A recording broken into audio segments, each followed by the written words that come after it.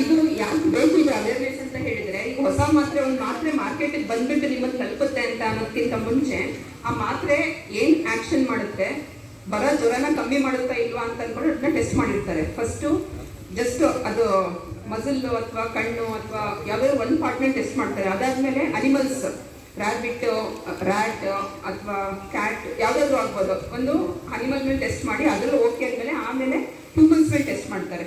ಆಮೇಲೆ ಅದು ಮಾರ್ಕೆಟಿಗೆ ಬರೋದು. ಸೊ ಅಪ್ರೂವ್ ಆಗೋದಕ್ಕಿಂತ ಮುಂಚೆ ಎಷ್ಟೊಂದು ಅದಕ್ಕೆ ಟೆಸ್ಟ್ ಮಾಡಿ ಮತ್ತೆ ಅದು ಮಾರ್ಕೆಟಿಗೆ ಬರೋದು. ಮಾರ್ಕೆಟಿಗೆ ಬಂದ್ಮೇಲೆ ಗೊತ್ತಾಗುತ್ತೆ. ಸೊ ಮನುಷ್ಯರ ಮೇಲೆ ಬೇರೆ ಬೇರೆ ಮನುಷ್ಯರ ಮೇಲೆ ಬೇರೆ ಬೇರೆ ಥರ ಸೈಡ್ ಎಫೆಕ್ಟ್ಸ್ ಬರುತ್ತೆ. ಕೆಲವ್ರಿಗೆ ಬರೀ ವಾಂತಿ ಆಗುತ್ತೆ, ಕೆಲವ್ರು ತುಂಬ ಹೊಟ್ಟೆ ನೋವು ಬರುತ್ತೆ, ಕೆಲವರಿಗೆ ಫುಲ್ ಮೈಕೈ ಎಲ್ಲ ಅಲರ್ಜಿ ಆಗುತ್ತೆ ಅಂತ ಗೊತ್ತಾಗೋದೇ ಅದು ಮಾರ್ಕೆಟಿಗೆ ಬಂದಮೇಲೆ. ಸೊ ಎಲ್ಲರೂ ಈ ಥರ ರಿಪೋರ್ಟ್ ಮಾಡಿ ಮಾತ್ರೆಯಿಂದ ನನಗೆ ಈ ಥರ ಸೈಡ್ ಎಫೆಕ್ಟ್ ಆಯಿತು ಡಾಕ್ಟ್ರೆ ಅಂತ ಅಂದ್ಕೊಂಡು ಬಂದು ಹೇಳಿದ್ರೆ ಡಾಕ್ಟರ್ ಏನು ಮಾಡ್ತಾರೆ, ಅದನ್ನು ಹೈಯರ್ ಸೆಂಟರ್ಸ್ಗೆ ರಿಪೋರ್ಟ್ ಮಾಡ್ತಾರೆ.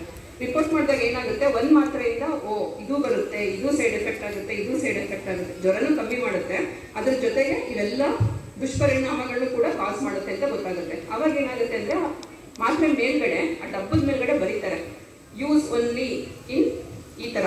ಹಿಂಗೆಲ್ಲ ಪ್ರೆಗ್ನೆಂಟ್ ಇದ್ದರೆ ಅಥವಾ ಅವ್ರಿಗೇನೋ ಥೈರಾಯ್ಡ್ ಪ್ರಾಬ್ಲಮ್ ಇದ್ದರೆ ಹಂಗೆಲ್ಲ ಯೂಸ್ ಮಾಡಬೇಡಿ ಅಂತ ಇನ್ಸ್ಟ್ರಕ್ಷನ್ ಹೋಗುತ್ತೆ, ಬಾಕ್ಸ್ನ ಇನ್ಸ್ಟ್ರಕ್ಷನ್ ಹೋಗುತ್ತೆ. ಸೊ ಅವೆಲ್ಲ ಪ್ರಿಕಾಷನ್ ತೊಗೊಳಕ್ಕೆ ಇದು ಹೆಲ್ಪ್ ಆಗುತ್ತೆ. ಸೊ ಯಾರೇ ಡಾಕ್ಟರ್ ಹತ್ರ ಹೋದ್ರು ಯಾವುದೇ ಮಾತ್ರೆ ತೊಗೊಂಡು ದುಷ್ಪರಿಣಾಮ ಆದರೂ ನೀವು ಹೇಳ್ಬೇಕು ಡಾಕ್ಟರ್ಗೆ, ಈ ಮಾತ್ರೆ ತೊಗೊಂಡು ನಂಗೆ ಹಿಂಗೆ ಆಯಿತು ಡಾಕ್ಟ್ರೆ, ನಾನು ಸರಿ ಆಗ್ತಿಲ್ಲ, ಈ ಮಾತ್ರೆ ಅಡ್ಜಸ್ಟ್ ಆಗ್ತಿಲ್ಲ ಅಂತ ನೀವೆಲ್ಲ ಹೇಳಬೇಕು. ಅದಕ್ಕೋಸ್ಕರ ಈ ಪ್ರೋಗ್ರಾಮ್ ಆಯಿತಾ ಸರ್. 10th standard